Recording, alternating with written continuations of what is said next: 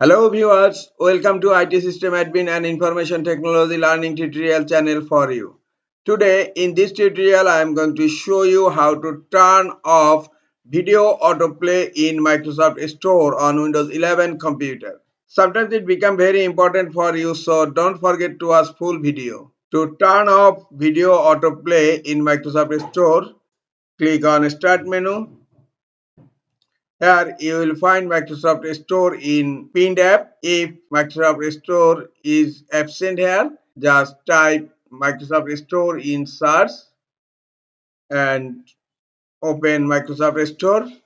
In upper right corner, click on your profile icon, then click on settings.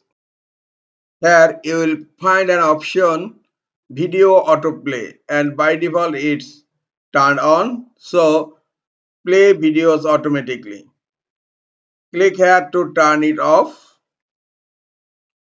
Now, video autoplay in Microsoft Store is turned off. This is all for today. Hope this tutorial is helpful for you. Keep watching for next tutorial. Thank you very much.